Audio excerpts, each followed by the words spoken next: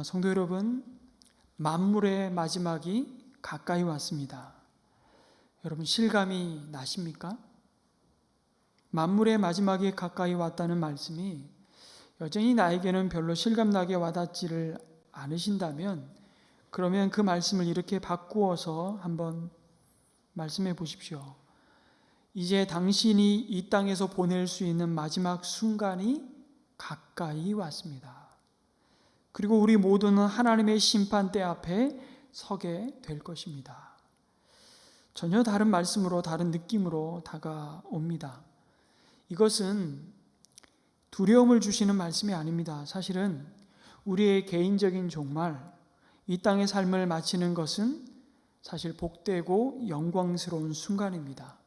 성도에게 그날은 드디어 이 생의 모든 수고를 끝내고 주님이 약속하신 참된 안식과 기쁨이 충만한 하나님의 나라로 입성하는 날이기 때문이죠. 그런데도 우리는 의사로부터 시한부 선고를 받으면 하늘이 무너집니다. 아직도 미련이 많아서, 또 후회가 많아서 그럴 수도 있고요. 여전히 가보지 않은 길을 가야 하는 두려움이 우리를 사로잡기 때문입니다. 육신의 죽음은 결국 죄가 가져온 모든 인생이 지나가야 할 고통의 순간이고 순례이기 때문입니다. 만물의 마지막이 가까이 왔습니다. 여러분, 이 말씀 앞에 우리는 긴장도 하고 생각도 많아지고 지나온 날들을 돌아보게도 됩니다. 그리고 인생의 남은 날을 세워볼 수 있는 지혜를 구하지요. 오늘이 내 것이 아니고 더더욱 내일은 나에게 보장된 날이 아님을 깨닫게 됩니다. 뿐만 아니라 내 생명도 내가 소유하고 내 것이라고 주장하는 모든 것이 사실 코끝에 호흡이 멈추는 순간 내 것이 아님을 알기에 우리는 이 말씀 앞에 오늘 나에게 잠시 허락된 모든 순간을 겸손하게 그리고 소중하게 바라보게 됩니다. 그런데 마지막이라고 여전히 우리가 고집 피우며 생각하지 않으니까 우리들에게 충분한 날이 주어졌다고 생각하니까 우리들에게는 꼭 필요한 일을 자꾸 뒤로 미루고 있지는 않는가 싶습니다. 한 목사님이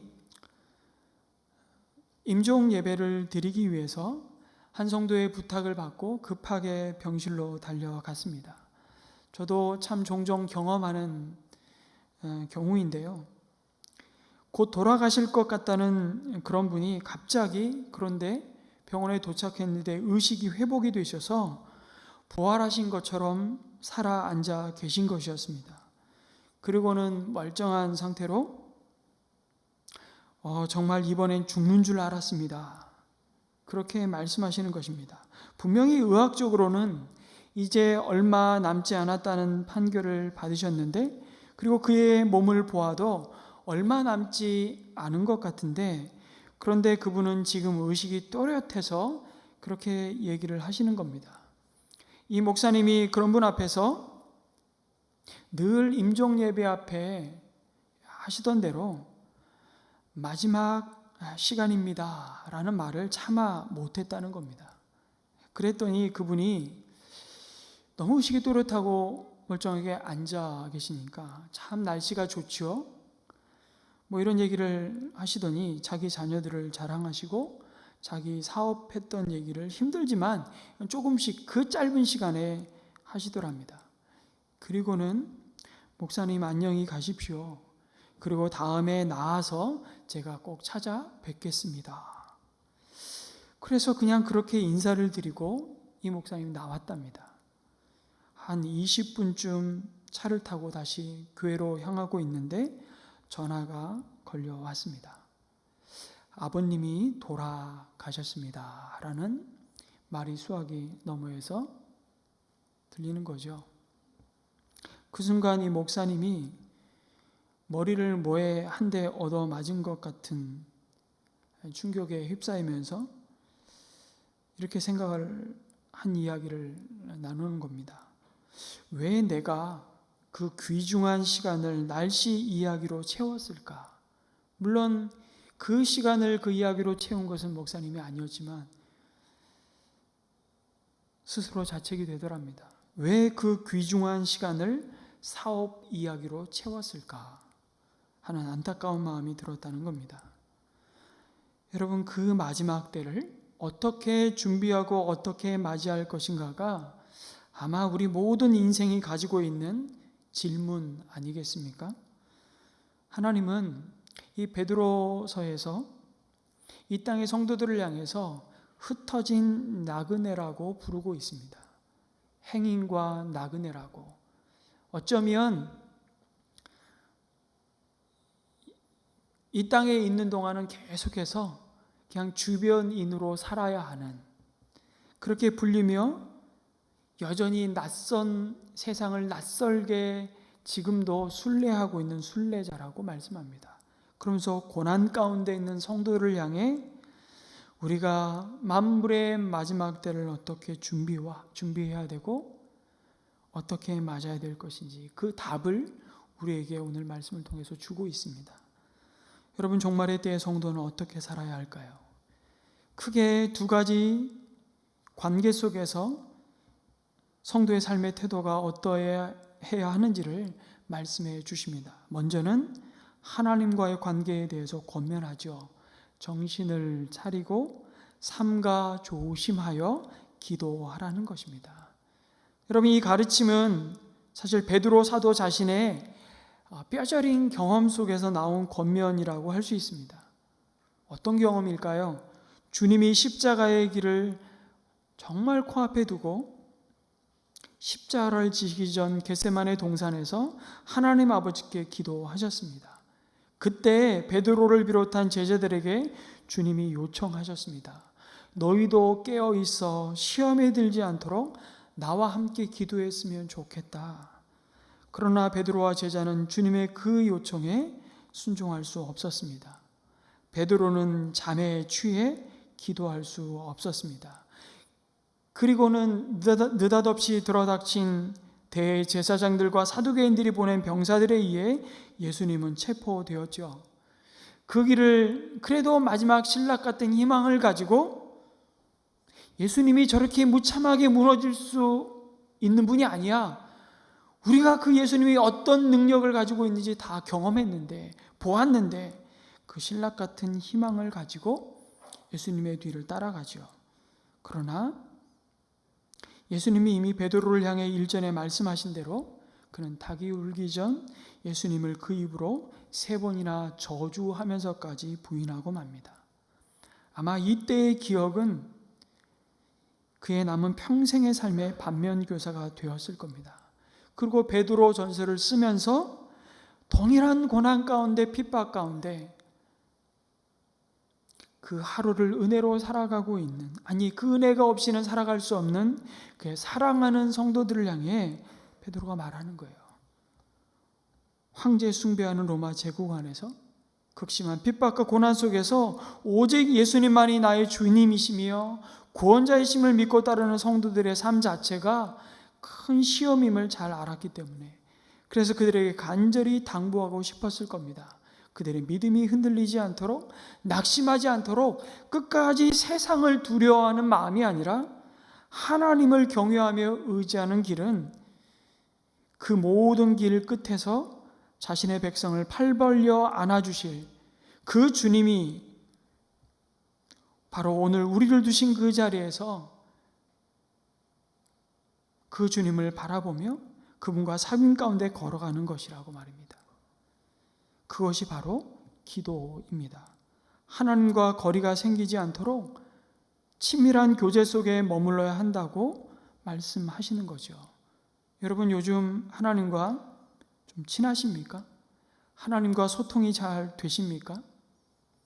하나님의 마음이 어디에 계신지, 하나님의 관심이 어디를 향하고 있는지 혹시 알고 계십니까?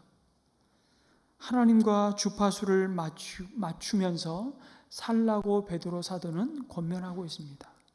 그래야 우리는 고난 속에서도 그리스도의 선한 양심을 따라, 그리스도 안에서 거듭난 양심을 따라 이 믿음의 길을 흔들리지 않고 갈 수 있다고 말씀합니다.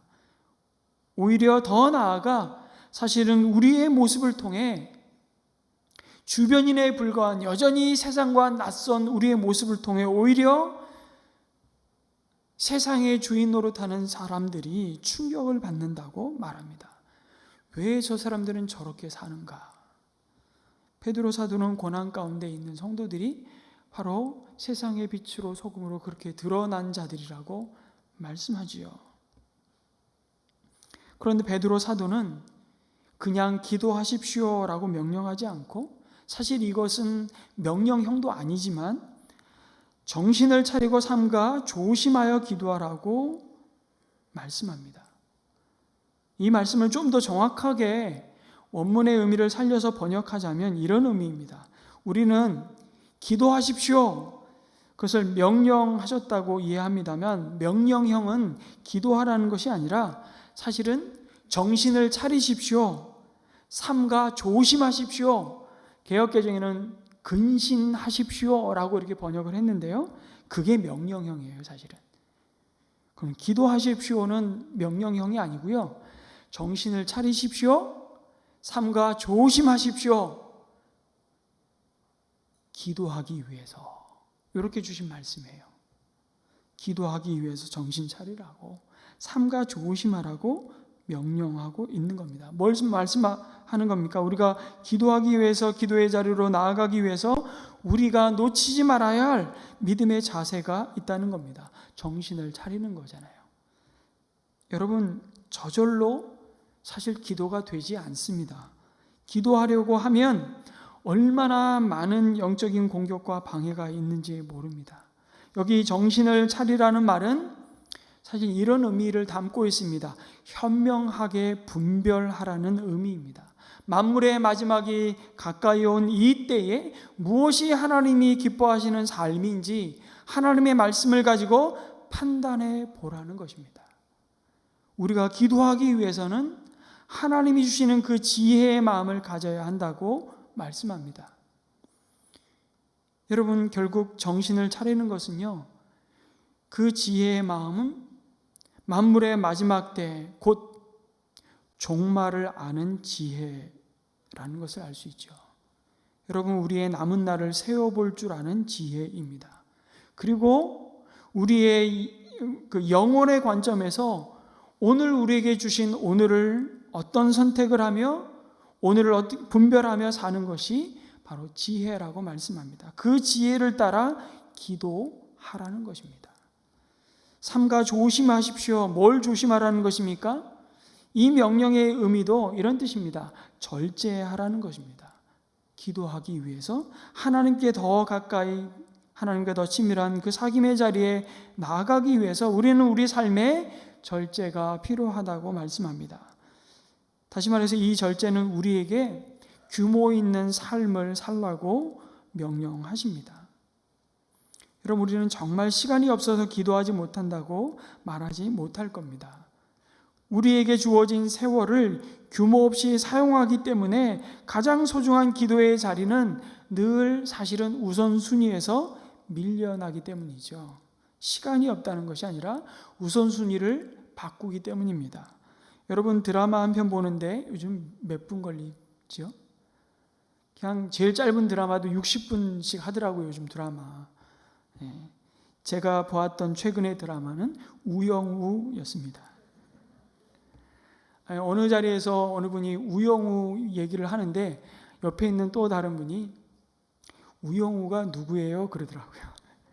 아, 우영우를 모르면 말이 안 통하겠구나 싶어가지고 그때부터 우영우를, 사실은 제 딸아이가 아빠 이 드라마 꼭 봐야 돼 그러더라고요.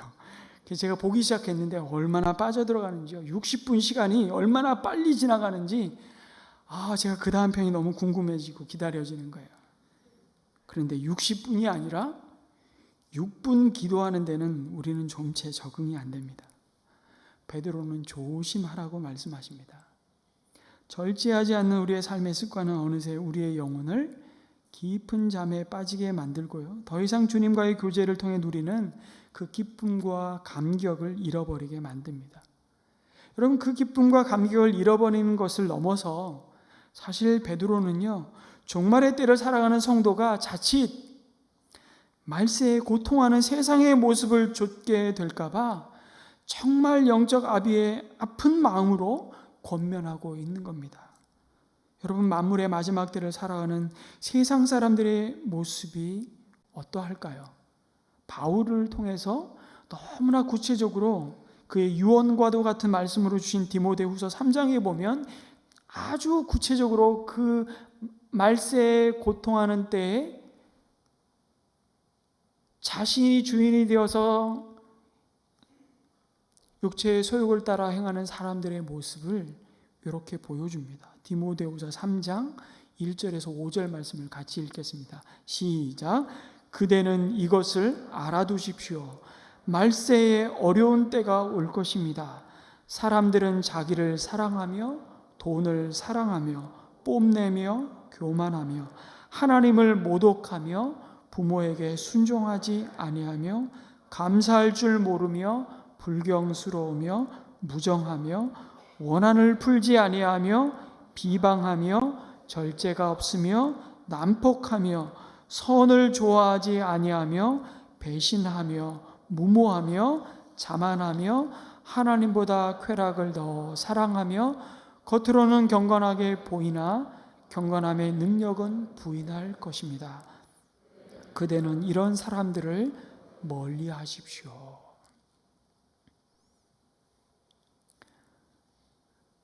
정신을 차리십시오. 삼가 조심하십시오. 기도하기 위해서. 그 우선순위를 바꿀 때 사도 베드로는 그 고난 속에 있는 성도들이 그 말세에 고통하는 때 세상 사람들이 겪는 그 고통 가운데 거할까봐 너무나 안타까운 심정으로 만물의 마지막 때를 어떻게 지나가야 할지를 권면해 주면서 우선순위를 다시 세우라고 말씀합니다. 경건의 삶을 통해 주님과의 관계의 그 거룩한 습관을 다시 세우십시오.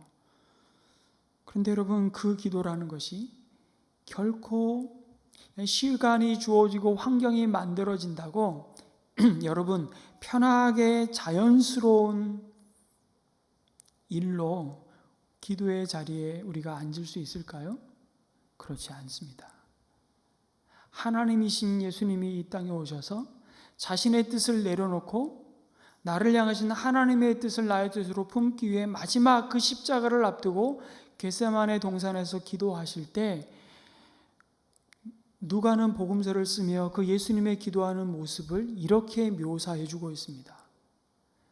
힘쓰고 애써 더욱 간절히 기도하시더라. 아니, 무슨 기도를 하는데 네 가지 모습을 묘사를 하는데 힘쓰고 애쓰고 더욱 간절히 기도하시더라. 여러분, 기도는 결코 자연스러운 사건이 아닙니다. 사실 기도 자체가 초자연적인 하나님의 은혜입니다. 요한한 인간이 시공간의 제약 가운데 오늘도 이 땅에 수많은 문제를 가지고 그 문제 속에서 여러분 영원하신 하나님께 그 문제를 가지고 우리가 믿음으로 기도할 수 있다는 것은 사실 자연스러운 게 아니에요. 이건 은혜입니다. 그리고 그 기도를 들으시고 하나님은 오늘도 우리의 삶에 개입하시고 일하신다는 믿음이 없이는 우리는 기도할 수 없습니다. 그 믿음을 주신 것도 하나님의 은혜입니다. 주님의 도우심이 없이는 기도할 수 없습니다. 그런데 그 도우심이 누구에게 일어납니까? 정신을 차리고 삼가 조심하라는 이 명령에 순종하는 자에게 날마다 새롭게 부어주시는 은혜라고 약속하십니다.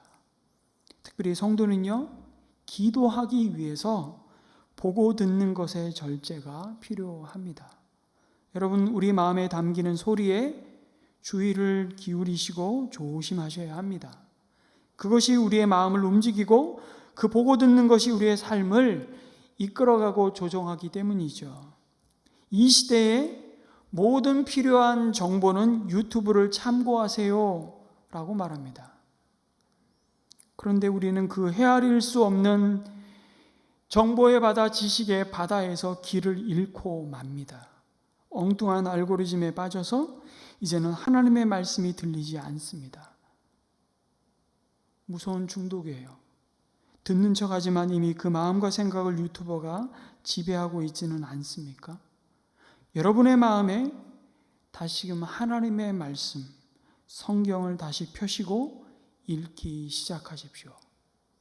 풀은 마르고 꽃은 시드나 하나님의 말씀은 영원하기 때문입니다. 그 말씀만이 우리의 영혼을 소생시키기 때문입니다. 이 시대의 소리가 아니라 영원하신 하나님의 입에서 나오는 말씀을 우리 영혼의 가슴에 채워 가시기를 주님의 이름으로 축복합니다. 왜요? 기도하기 위해서, 예배드리기 위해서. 여러분, 그래서 기도와 말씀과 예배는 동떨어질 수가 없어요. 만물의 마지막 때를 살아가는 성도가 붙들어야 할 삶의 모습이 또 무엇이라고 말씀합니까? 내 옆에 두신 내 이웃과의 관계에서 무엇보다도 먼저 서로 뜨겁게 사랑하라고 하십니다. 아유, 목사님 또 그 얘기 하십니까? 매주 하는 소리를 또 하시네요. 예, 또 할 거고 또 할 겁니다. 왜요? 그렇게 뜨겁게 사랑하라고 해도 사랑하지 않잖아요. 사랑하되 어떻게 사랑하라고요? 사랑하되 어떻게 사랑하라고요? 뜨겁게 서로 사랑하라고 말씀하십니다. 여러분, 주님은 이 세상 끝에 나타날 징조들을 말씀하시면서 마태복음 24장 12절에 이미 이렇게 말씀하셨습니다. 같이 읽을까요? 시작. 불법이 성함으로 많은 사람의 사랑이 식어지리라 경고하셨습니다. 여러분, 불법은 무법입니다. 무법은 법이 없다는 것이 아니라 사실은 자기가 법이라는 얘기예요. 자기가 세상의 기준이고 이 세상은 자기를 중심으로 돌아가야 된다고 생각하는, 그게 무법이고 그 무법은 불법입니다. 여러분, 그러니 나는 모든 사람이 나를 위해서 존재해야 되고요, 나를 사랑해야 되고, 그러니 그 가운데는 사랑이 있을 수가 없지요. 서로 자기를 사랑해 달라고만 할 뿐입니다. 사랑은 없고 사랑은 식어지리라. 초대 그리스도인들이 말할 수 없는 핍박 가운데서도, 카타콤의 지하 동굴에서도, 그들이 기꺼이 목숨을 버리는 그 순교의 자리에서도 여러분, 그들의 신앙을 위대하게 만들 수 있었던 것은 그들에게 끊임없이 부어지는 형제의 사랑이 있었기 때문이라고 말씀합니다. 사랑이 식어지는 만물의 마지막이 가까이 왔으니 우리가 할 일은 뜨겁게 사랑하는 것입니다. 왜요? 가만히 있으면 식어지기 때문이죠. 여러분, 우리가 열을 내서 할 일이 있습니다. 뉴스를 보면서 저 죽일 놈, 저런 놈은 평생 콩밥을 먹어야 돼, 그렇게 열내는데 에너지를 쓸 것이 아니라 사랑의 열심을 내시기 바랍니다. 거기에는 생명과 은혜가 피어날 것입니다. 거기에 비로소 용서와 화해가 이루어질 것입니다. 본래 여러분, 뜨겁게라는 말은요, 이런 말로 바꿀 수 있습니다. 끝까지라는 말로 바꿀 수 있는 단어예요. 여러분, 운동선수가 목표점을 향해서 아주 전력을 다해 질주하다가 골이라는 장면을 묘사할 때 쓰여진 말이 바로 이 뜨겁게라는 말입니다. 다시 말하면 끝까지 완주하는, 사랑하라는 것입니다. 그 사랑의 완주를 요구하고 있죠. 여러분, 우리가 어떻게 그런 사랑을 할 수 있겠습니까? 우리 힘으로는 안 됩니다. 그런데 우리를 그렇게 끝까지 사랑하신 분이 계십니다. 바로 예수님이시죠. 세상에 있는 자기 사람들을 사랑하시되 끝까지 사랑하십니다. 그 사랑이 내 안에 있기에 그 사랑이 흘러 오늘도 끝까지 사랑하는 자리에 자신을 붙들어 매는 공동체가 주님의 교회입니다. 여러분, 이 교회가 그래서 이 세상 어디에서도 볼 수 없는 공동체입니다. 그래서 사랑하는 자가 반드시 넘어야 할 산이 하나 있는데, 그것은 바로 그 사랑의 아주 굉장히 중요한 특징 중에 하나인 용서라는 산입니다. 여러분, C.S. 루이스가 이런 말을 했습니다. 사랑은 상처받는 것입니다 라는 말을 했어요. 혹시 동의가 되시는지 모르겠습니다. 누군가를 사랑하면 반드시 상처를 받게 되어 있습니다. 교회에 나오셔서 예배만 드리고 왔다 갔다 하면 여러분 상처받을 일이 없습니다. 여러분 예배의 자리에 앉아서 옆에 사람하고 내가 갈등하며 뭔가 관계 안에서 내가 사랑한다고 사랑하지만 그 사랑이 늘 오염되어 있고 부족하고 또 그 사랑이 뭔가 부족하기 때문에 때로는 그 사랑이 오히려 서로에게 상처를 주기도 하고 받기도 하는데, 여러분 그냥 예배만 드리러 왔다 갔다 하면 상처받을 일 없는 거죠. 비유하자면 이런 겁니다. 사람이 아닌 개를 키우면 상처받을 일이 없습니다. 물론 개는 훌륭하다라는 프로를 보니까 상처 많이 받더라고요. 그런 상처 말고 교회에 깊이 들어오셔서 함께 서로를 섬기는 일을 하다 보면 상처를 받을 수밖에 없습니다. 그럼에도 하나님은 그렇게 하라고 하십니다. 그렇게 할 때 우리의 사랑이 커지고 결국은 기도하게 되기 때문이죠. 누군가를 사랑하고 싶은데 정말 내 힘으로 되지 않을 때, 잘 되지 않을 때 우리는 하나님의 도우심을 구하며 엎드리기 때문입니다. 최선을 다해 사랑하면 어떤 일이 결국은 벌어질까요? 상대방의 허물이 덮입니다. 그 사랑이 허다한 죄를 덮는다라고 말씀하십니다. 그런데 이 말씀을 이렇게 오용하지는 마십시오. 공의와 정의에 눈 감으라는 말씀이 아닙니다. 거짓과 불의와 잘못을 비호하라는 말도 아닙니다. 여기서 덮는다는 말이 도대체 어떤 뜻일까요? 믿음의 공동체에서 누가 완연한 죄를 범했는데 그것이 죄도 아니고 아무것도 아닌 것처럼 그저 그냥 묵인하라는 뜻인가요? 절대 아닙니다. 죄를 덮는다는 것이 죄를 무시한다, 죄를 가벼이 여긴다는 의미가 아닙니다. 사랑은 허다한 죄를 덮어준다는 의미는 우리가 보통 이렇게 얘기하죠. 아니, 교회에 오면 이 말을 참 오용합니다. 은혜롭게 합시다. 은혜로 죄를 대충 넘어가자는 뜻이 아닙니다. 그저 좋은 게 좋은 거라는 식으로 모르는 체하고 넘어가자는 뜻에서 사랑으로 덮으라는 것이 아닙니다. 그것은 참된 사랑이 아니기 때문이죠. 그것은 또 다른 하나님의 성품인 공의를 무시하는 태도입니다. 만일 여러분이 여러분의 자녀를 진정으로 사랑한다면 그런 식으로 대충 넘어갈 것인가요? 결코 그렇지 않잖아요.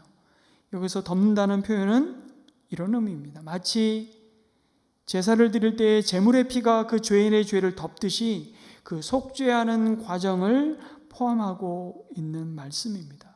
약속이죠. 최영삼 교수님이라는 분이 이 본문을 주석하면서 쓴 표현을 제가 좀 인용해 보면, 덮는 그것이 그대로 있는 것이 아니라 속죄되고 변화함을 전제한다는 것입니다. 무슨 말이냐면 거기에 그리스도께서 자신을 희생제물로 드려 뿌리신 피가 있다는 것입니다. 그 죄인을 품은 공동체가, 사랑으로 품은 공동체가 함께 흘리는 회개와 눈물의 고통이 함께 있다는 것이죠. 동시에 그 죄인 자신의 철저한 회개의 증거가 함께 따라온다는 것입니다. 사랑이 허다한 죄를 덮는다고 했을 때, 그래서 그것은 분명 죄를 범한 자가 나는 이제 스스로 자유하다고 주장하면서 그 자유로 악을 가리는 행위를 결코 정당화시켜주는 말씀이 아니라는 것입니다. 여기서의 사랑은 공동체가 그와 더불어 회개하고 고통 가운데 드러나는 그리스도의 사랑입니다.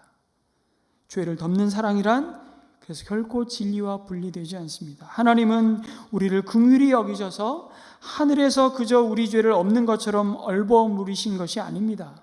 하나밖에 없는 독생자 아들을 보내셔서 희생시키셨습니다. 희생 없는 사랑이 죄에 대한 하나님의 공의로운 진노로부터 그 죄를 가려줄 수 없습니다. 주님께서 대신 희생하셨고 십자가의 죽음으로 덮어주셨지만 우리가 기억해야 할 것은 이것입니다. 죄를 범한 형제와 그 공동체는 다시 한번 그 십자가 속에서, 그 십자가 위에서 그리스도와 함께 날마다 죽어야 하는 것입니다.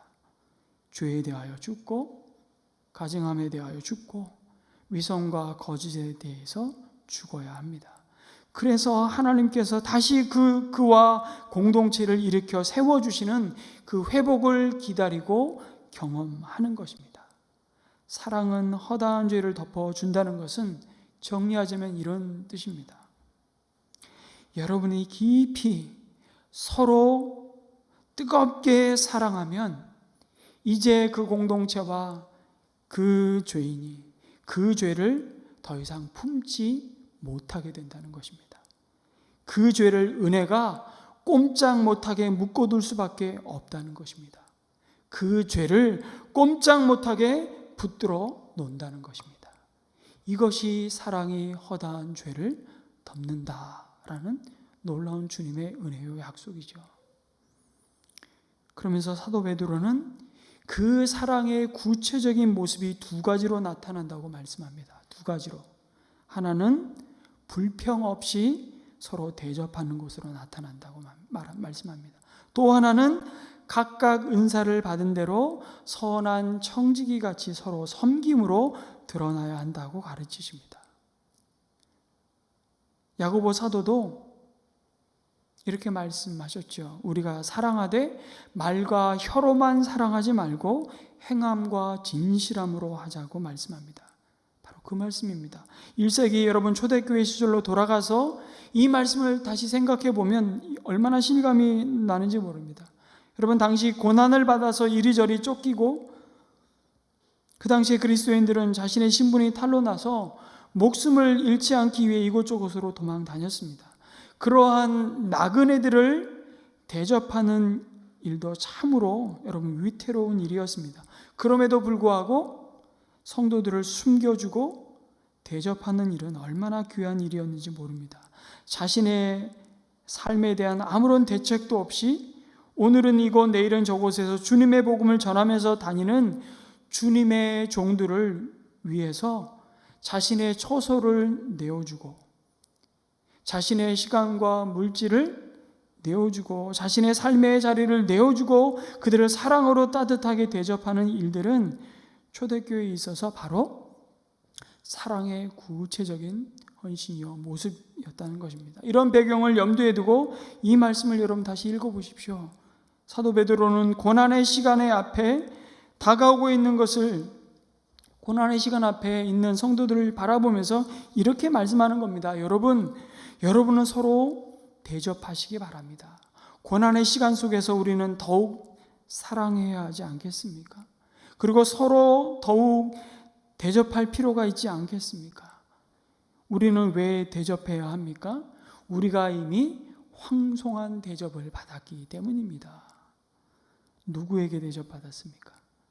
주님께로부터 풍성한 대접을 받았습니다. 아니, 되갚을 길 없는 은혜 대접을 받았습니다. 그러니 너희도 서로 따뜻하게 대접하라고 하십니다. 그런데 또 하나의 수식어를 붙입니다. 어떻게 대접하라고요? 불평 없이 대접하라고 말씀합니다. 개역개정에는 원망 없이 대접하라고. 여러분 대접하면서도 불평할 수 있습니다. 왜 원망하고 불평할까요? 돌아올 대가를 바라기 때문입니다. 그런데 내가 원하는 만큼 그것이 칭찬이든 격려이든 돌아오는 게 있어야 하는데 그게 없으면 섭섭한 것입니다. 여러분, 누군가에게 나의 자리를, 나의 시간을 하나님께서 나에게 더 맡겨주신 그 물질을 누군가에게 내어줄 때 여러분 조심하셔야 될 것이 이것입니다. 섭섭병에 걸리면 아무 소용이 없습니다. 대가를 바라지 말고 대접하라는 것입니다. 상대방의 반응과 상관없이 그가 필요한 것을 불평하지 말고 채우라는 것입니다.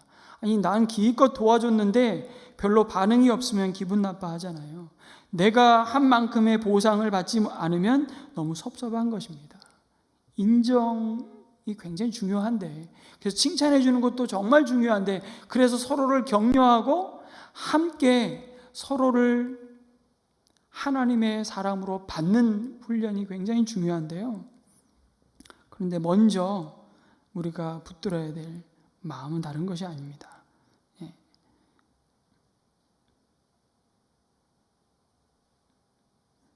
내가 한 만큼의 칭찬과 격려와 인정과 보상이 돌아오지 않아도 섭섭해하지 말라. 왜요? 그것을 하나님이 다 아시고 보셨기 때문입니다. 대접의 태도가 굉장히 그래서 중요합니다. 그것은 우리의 사랑을 정말 추상적인 개념이 아니라 사실은 몸으로 드리는 예배로 주님이 받으시기 때문이죠. 기쁘게 한 나그네를 대접하는 것을 하나님이 예배로 받으시기 때문입니다.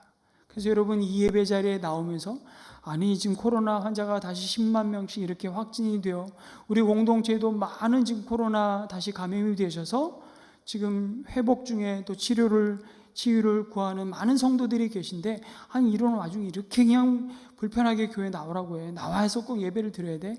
그런데도 또 예배 안 드리면 왠지 찜찜하니까 그냥 좀 불평하면서 이렇게 예배 자리에 나온다면 그게 무슨 소용이 있겠습니까? 여러분 한 선교단체를 섬기시는 목사님으로부터 제가 지난주에 휴가 중이었는데 전화를 받았습니다. 부산의 개척교회를 섬기시는 목사님 사모님이 건강검진을 하셨는데 빨리 서울의 큰 병원으로 가서 정밀 검사를 받는 게 좋겠다고. 그런데 제가 잘 아는 목사님이 그분의 상황과 처지를 아시고 저에게 연락을 해오신 겁니다. 그러시면서 몇 년 전에 저를 통해서 비슷한 경우에 처한 섬낙도 목사님을 제가 일 면식도 없었는데 병원을 연결하고 소개해서 잘 진료를 받았다는 겁니다. 그래서 신세 한 번 더 졌으면 한다고. 그러시면서 말끝에 이 목사님이 저에게 이렇게 얘기하는 거예요. 근데 목사님, 그 몇 년 전에 그렇게 목사님이 이렇게 연결해 주셨는데 전혀 기억이 안 나시죠? 그렇게 말씀하시는 겁니다. 정말 기억이 안 났습니다.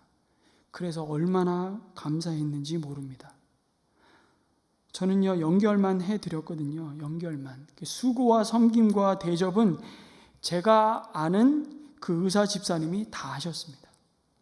그런데 제가 만일 그 수고 아닌 수고를 해놓고 그 뒤에 연락 한 번 없네? 이러고 제 마음에 담아 놓았다면 이번에 연락받았을 때 제 기분이 어땠을까요?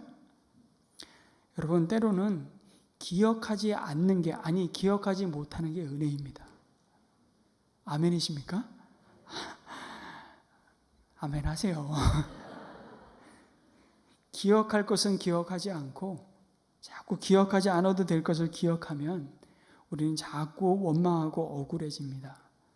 그래서 제가 가진 제 삶의 가장 자그마한 원칙 중에 하나가 있는데요. 웬만하면 신세지지 말자. 그러나 누구의 필요 때문에 내가 누군가에게 부탁해야 되고 대접해야 한다면 체면이고 대가고 따지지 말고 부탁하자. 내 문제 해결이 아니기 때문에 그것도 당당하게. 왠 줄 아십니까? 그 수고를 하는 사람이 하나님으로부터 복받는 길이기 때문에 그렇습니다. 저희 교회 의사 선생님들이 참 많으신데요. 명의도 있으세요. 정말 그분한테 수술 한번 진료 한번 받으려면 1년씩 기다려야 되는 명의도 계세요.